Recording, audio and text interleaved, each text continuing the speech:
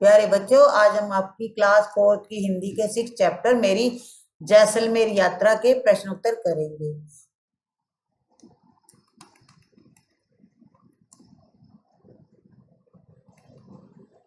तो बच्चों, अभ्यास कार्य में पहला है आओ बात करें।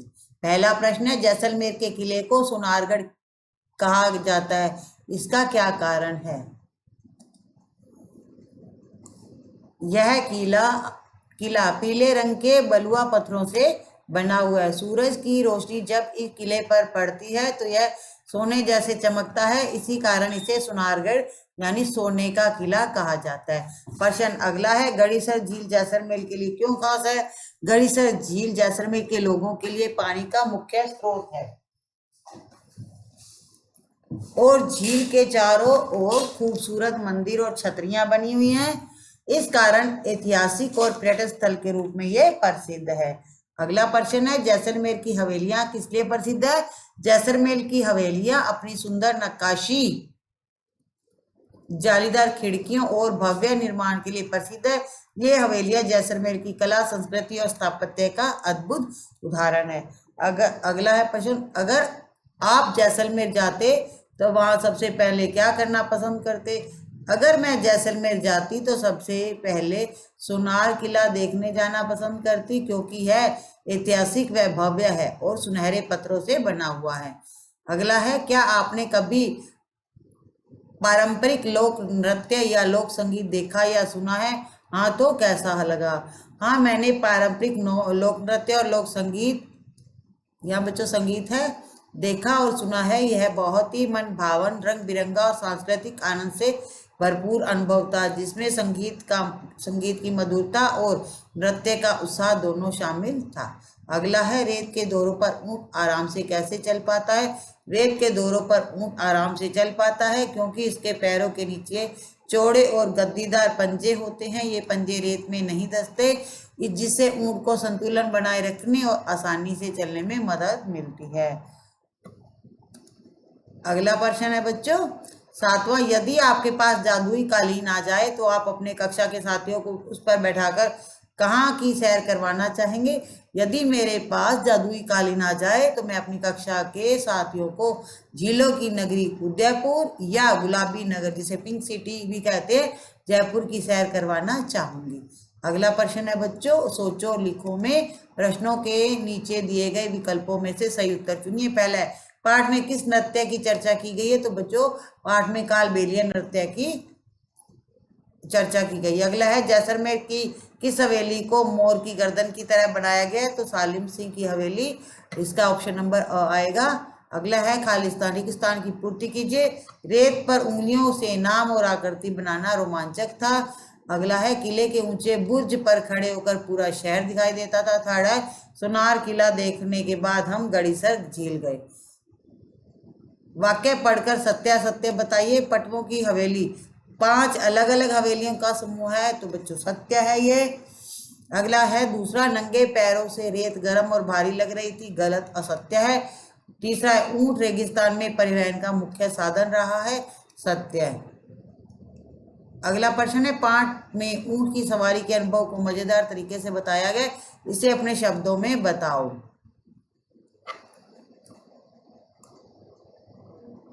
लेखिका ने वहां ऊंट की सवारी की। ऊंट की पीठ पर बैठना थोड़ा मुश्किल होता है। बैठने के बाद उसकी चाल झूले जैसी होती है, जिस पर से गिरने की संभावना बनी रहती है। थोड़े से अभ्यास के बाद आनंद आने लगता है। अगला है, पाठ में जैसलमेर में रेत पर चलने का अनुभव बताया गया है। जब आप नंगे पैर पानी में चलते हैं तो आपको क्या क्या महसूस होता है, बताओ। नंगे पैर यदि हम पानी पर चलते हैं तो पानी की लहरों का स्पर्श करते ही शीतलता का रोमांच होने लगता है और मन करता है कि हम इसी लहरों के साथ साथ तैरते रहें।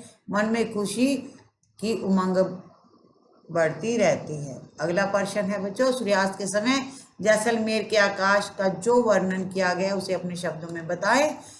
जैसलमेर में सूर्यास्त के समय आकाश सुनहरे रंगों से युक्त हो जाता है।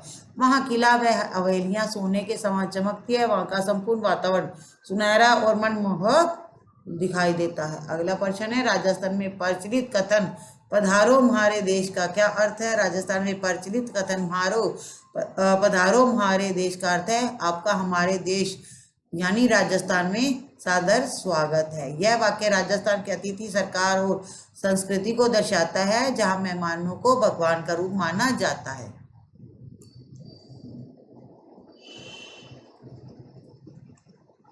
अगला बच्चों पढ़ो और जानो में नीचे दी गई तालिका में लिखिए कि जैसलमेर के बारे में आपको इस पाठ को पढ़ने से पहले क्या पता था और पाठ पढ़ने के बाद क्या नया पता चला।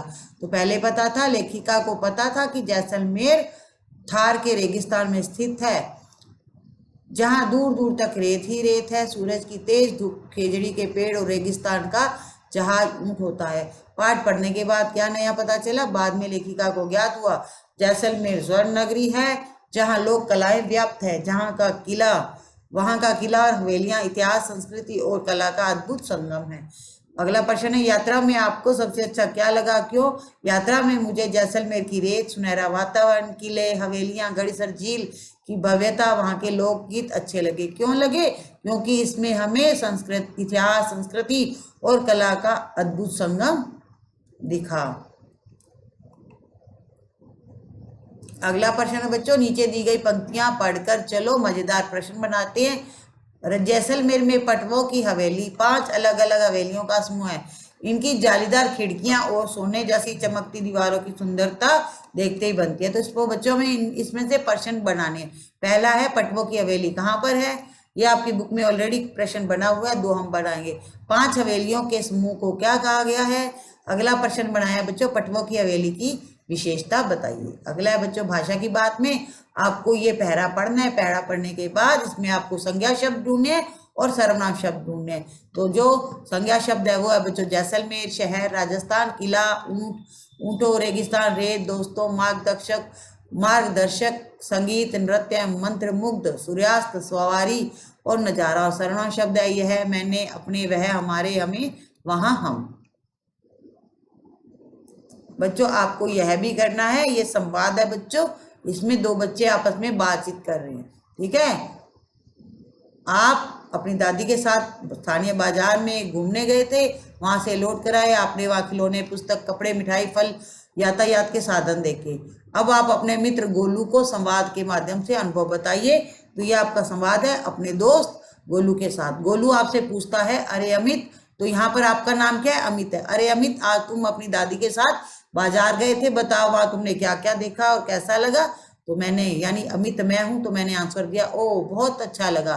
वहां मैंने बोलने वाला रोबोट देखा। अब गोलू पूछता है, उसे उत्सुकता हुई थी कि अमित ने वहां क्या क्या देखा। गोलू आंसर देता है, बाजार में मैं अपने, फिर गोलू पूछता है बाजार में अपने खेलने के कौन से खिलौने थे। तो मैंने बताया वहां गेंद, बल्ला, रिंग बॉल, टेनिस, लूडो, शतरंज आदि थे। गोलू फिर पूछता है पुस्तक बाजार से क्या क्या लाए हो। तो मैंने बताया पाठ्य पुस्तकें, उत्तर पुस्तिकाएं और स्टेशनरी लाया हूँ। अब गोलू कहता है विद्यालय की ड्रेस भी लाए हो क्या। मैंने कहा नहीं, कल पिताजी के साथ बाजार जाकर लाऊंगा। अब गोलू पूछता है कि तुमने यातायात के कौन कौन से साधन देखे बाजार में। तो मैंने बताया, मैंने वहाँ दुपहिया यानी 2 पहिए वाले, चौपहिया यानी 4 पहियों वाले, auto rickshaw, e rickshaw, car, बस आदि वाहन देखे। दोनों मुस्कुराते हुए दादी के साथ मेले जाने की योजना बनाते हैं। तो इसी के साथ बच्चों आपका जो चैप्टर है वो कंप्लीट होता है। नेक्स्ट वीडियो में 7 चैप्टर करेंगे।